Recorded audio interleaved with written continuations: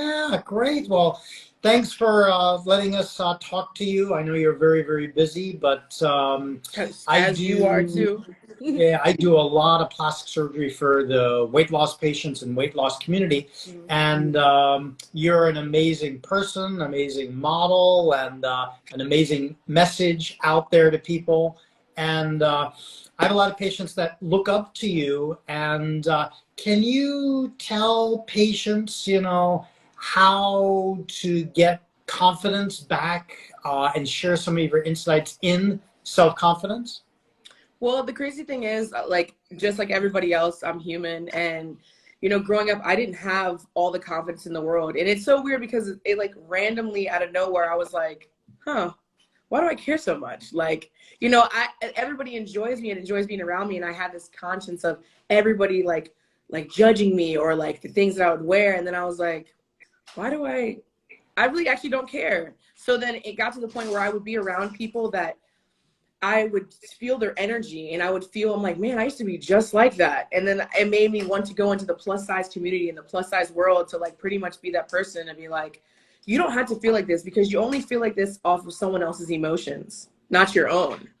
Interesting. So And did that happen? Was that just like an instant where it sort of clicked and you're like, I see it? Or did that take a little bit of time for you to realize, look, I just care about how I feel. It really doesn't matter what other people feel. well, a little bit of both because honestly, it's like I said, again, I'm human. I still personally have my own things I battle with as a person and just as being an adult and in life because I am an overthinker by nature. But I still have that side of me that's like, all right, come back. Like you're getting too far out into the deep end. Like Okay. you really got this. So it takes time.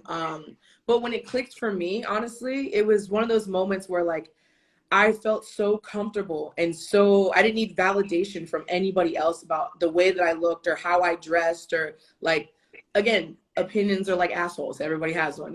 So so I got to the point where I had to like tell myself that like I absolutely enjoy myself. If you don't, that's like your problem, not mine.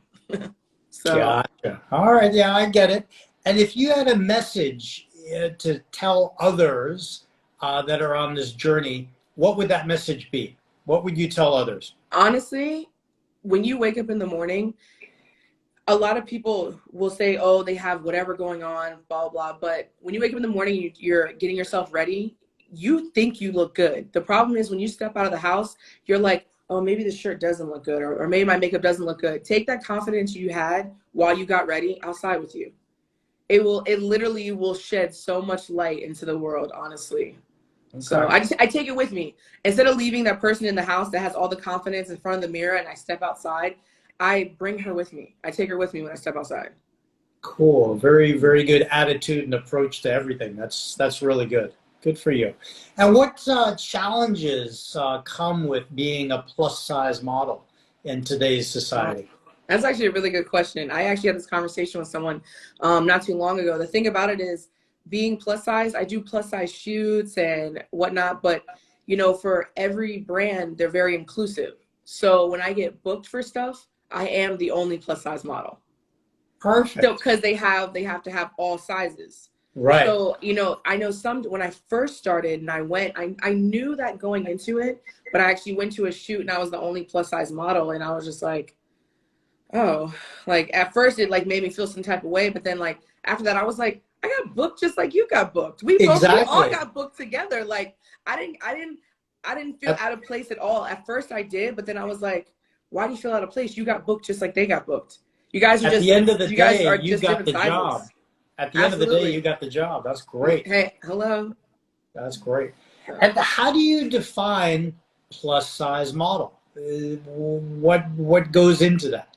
so for me, and I think I can speak for others as well, like it's like a thing. Like, okay, I know that I'm a plus size model. It's very apparent. But when going into it, like it's kind of like, oh, okay, like plus size is on the grid of a bigger woman, a bigger size, but plus size in everyone else's eyes is like a 12 up. But Okay. honestly, that's really not, I don't know. Okay, I'm gonna say this for myself. I don't think 12 down really isn't plus size. And I think that's in the plus size community, it's like a gray area when it comes to having discussion about what's plus size and what's not plus size. Like, you don't have to acknowledge that I'm plus size every time you see me. You can acknowledge that I'm a model. I say that I'm a plus size model because like I want to make sure that my community knows who I'm supporting. But when it Right. comes to modeling, like, I realize sometimes I'm always like, yeah, I am a plus size model. And then in the back of my head, I'm like, I'm just a model. Like, but the stigma is I say that I'm a model and people are like, oh, and it's because I'm plus size. But then I throw, I'm a plus size model. They're like, oh yeah, girl, get it, girl. Like, of course. I'm like, Got it. why do I have to throw the plus on there for me to be a model? Yeah, so you don't go model and then I'm plus size, you go plus size model. Yeah. Different reactions. Really Yes, yeah. And interesting. I'm like, where are you at? Let me see where your head's at really quick. That's pretty cool. And you've created an amazing career, amazing modeling career. And what do you think it is about you and your style that attracts people? Honestly, What makes Ashby Ashby? I'm such a free spirit. Honestly, I have no filter. That's that. Okay. I have no filter. Like, I have no cut cards. Like, I just kind of say what people won't say. Have you always been that way? Always. Always. Always. And I always think to myself, like, I never use the word regret. Like, oh, I regret that. I wish I would have done things differently. No, I said what I said. I mean, honestly, I said it because I wanted to say it, not because I cared about what you thought I said. So Yeah, no takebacks. no takebacks. Yeah, very, very cool. And in the year 2022, as this thing is jumbling around, what do you think about the term plus size? Do you think it's a positive or a negative? But you mentioned at the end of the day, it doesn't matter.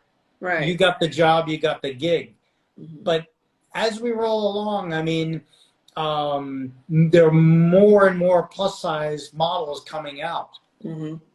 Well, so for me, I feel like there's different fences. Like, there's the fence where like the plus size, like, oh, people like, oh, I'm so glad they're so inclusive. Let's say there's three fences. There's a fence that like everybody's like, awesome, this brand is inclusive to plus size, like blah blah blah. And then there's a fence that's like, well, I mean, if we wouldn't have to include plus size models if they would just lose weight, or if they just would change. And then there's the fence of like plus size model where it's like, thank God the shit fits. Like, thank God you go above an extra large. So it's definitely very broad. Yeah. All right. Very, very cool. Because a large majority of my practice are patients that used to be overweight. Mm-hmm. Today's patient was almost 300 pounds. Okay. I saw a patient yesterday. He was over 400 pounds. And they go through a lot of life struggles and life journeys, diet, Absolutely. exercising, even gastric bypass to get down to a certain weight. Mm-hmm. And they don't look or feel a certain way, have a lot of excess skin rolls, Mm-hmm. and then I come in and sort of take care of the extra skin. Right. Yeah. So it's a little bit different, but it's great to see, people like you just doing an amazing job at this plus size model industry. That's really, really, really good job. And when did you start? When did you start modeling? The crazy thing is, like, I've actually been modeling for like maybe 4.5 years. Okay. Or maybe even kind of less because pandemic, it like took a year away. So yeah. So pandemic has sort of wiped everyone's board. Yeah, I was like, okay, that was my break. Like that year didn't count. That didn't count. Yeah. So I'm a board certified plastic surgeon. I specialize in weight loss patients. Do you have any questions for me about anything? Anything plastic surgery related? Actually, yeah. Well, okay, let's see. So when it comes to plastic surgery, if you were to get like, I've seen so many people that like to get like tummy tucks or like liposuction on the stomach, like, and I had this discussion with someone the other day. Is it a requirement to lose weight before you get plastic surgery? Not necessarily. It depends on the patient completely. The number one most important thing is your health. Okay. So, I have patients that have lost maybe 30, 40 pounds and they're in their 20s and they're very unhealthy. They smoke, they have diabetes, their blood pressure is out of control. I will not operate on them. Right. I'll have patients in their 50s and 60s, and they'll literally have lost 300 pounds, and they're very healthy. They don't drink, they don't smoke, and I will operate on them. Right. So it really, weight is important, but it's not the only number we consider. So your health is much more important. So this BMI number, which is a measurement we make based on height and weight, is not the only number we deal with when it comes to plastic surgery. Okay. Yeah. Yeah, I've heard a lot of things on, like, you know, you have to be a certain way or certain, I guess maybe it's honestly, I think they need to lean on the more the sense of it's your health that needs to be addressed prior to doing something of the sort. 110%. Unfortunately, a lot of these insurance companies, which approve some procedures, they require this BMI number. They require, you know, a person that's maybe, I don't know, 5'10" to be less than 150 pounds. And for some people, that's like impossible to reach. Right. And I think the insurance companies realize that, so then they can deny the procedure. Oh. And that's And not right.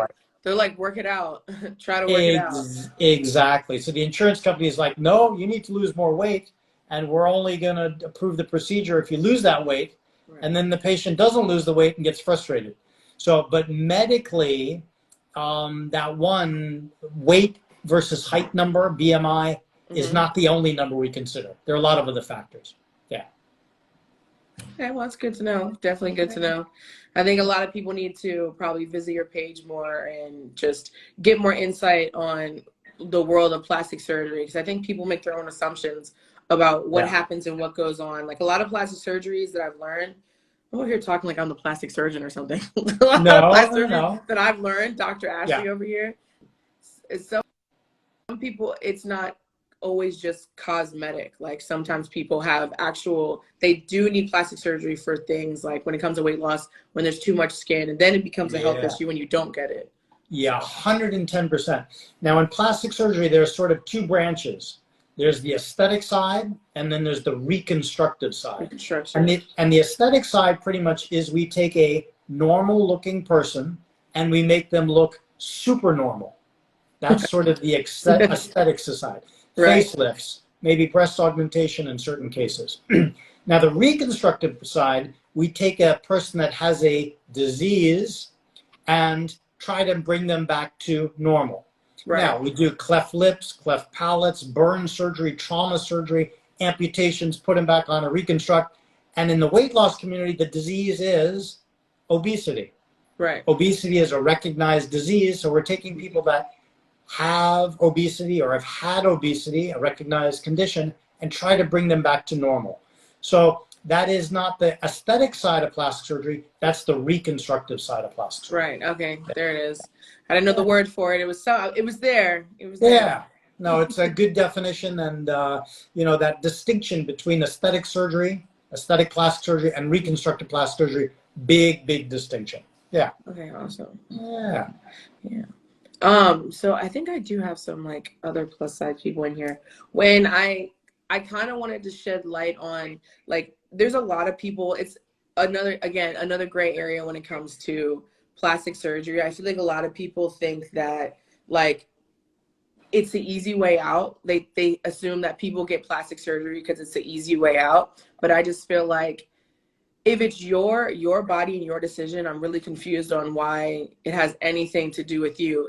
It doesn't, and I think a lot of people are like, oh, they're getting it to get more confidence. No, the confidence is there.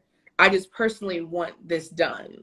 Like, correct. So confidence is not something we operate on. Bro. You know, it's something deeper than the skin, deeper than the fat or the muscle we repair. That's more internal. So I have a lot of patients come to the office, Dr. Katzen, will I get more confidence from doing the surgery? Well, I don't know. That depends on you, completely you. So, you know, I can do the surgery and I can make, you know, some person look fantastic and they look great and their self-confidence doesn't improve at all. I can make another person look a little bit better and their confidence is through the roof. So it really depends on the person and the brain set that you have inside before and after the surgery. Yeah, I think, and I have conversation with people all the time. So you know, there's little things for myself that I want to personally get done, but I feel like someone's like, well, you look great. Like, you know, whatever. I'm like, I know I do. But I just personally want this done. It doesn't mean that I don't have the confidence or don't I don't think it looks good. I mean, I just feel like I could do it better. I don't think I'm ugly without makeup on, but I like to put makeup on to, you know, enhance things. Sure. So Sure. I feel like it's the same way for plastic surgery as well. So any tricks or tips to help one's confidence when you wake up in the morning? Honestly, wake up with all the I don't go to sleep with a negative attitude. I really have brought myself to that. If I have a bad day, like I like sleeping. Okay. I like my sleep. I like getting in bed. Like sometimes I won't even be sleeping. I just want to lay in bed and just be on my phone. Don't take your issues into your bedroom. Your bedroom is where you unwind and you go to sleep and you wake up. If you do that, I feel like personally, your energy wakes up with you. So if you go to bed, you're going to wake up like, oh, yeah, yesterday, Dave really pissed me off. Like, why'd you bring Dave to bed with you? Like, why did All right. So that goes along the lines of confidence. Like you beat yourself up all day about, oh, like, I didn't like the way I looked. In the morning, I'm going to do better, like, blah, blah, blah. Cool. When you wake up in the morning, don't be like, oh, yesterday, that outfit was, I'm going to look better today. No, today I'm going to look better today. We don't need to add the extra, that outfit or yesterday, because we're not living in the past, we're living in the present. Yeah, that's a great tip. That's a great tip. Yeah, most people approach it in the morning when they wake up, go, go, go. But you approach it, get everything settled and fixed before you go to bed. Yeah, because I want to wake up positive. I honestly wake up like majority of the time I wake up happy. Because I just feel like, what am I so angry about? Like I woke up this morning. Yeah. And what's your favorite photo shoot that you've ever done? Oh. Modeling shoot. My favorite shoot probably was. You did one that was like it had all the wind and you had the white like a shawl on. It was a green top. It looked like an Arabian desert scene. Oh, I was in Dubai actually. Yeah, that was in Dubai. Yeah, we were in. I want to say we were in Abu Dhabi. No, I don't think we went to Abu Dhabi that day. We went to like the sand dunes or something. Like that was actually like one of the best like photo shoot experiences like I ever had. I actually traveled there with We Live Adventures. They're like a travel company and they take like a bunch of people out the country. We're actually getting ready to go to Panama next week. Oh, so, cool. Yeah, so we'll be in Panama. That'll be fun. But my favorite shoot was this one that I did in the water, and it was because it was like absolutely terrifying. So we were shooting at a waterfall in Texas, and like I saw pictures and I was like, yeah, let's shoot there. It looks great. But it had rained earlier in the day. So when we got there, it was like rapids. Like the water was so intense. And like, I was like, oh, maybe he'll say we'll go somewhere else. Like I was so scared. And he's like, Austin, this looks great. Okay, we're going to go ahead and get down there. I'm like, us? Oh, like, we're going to go down there?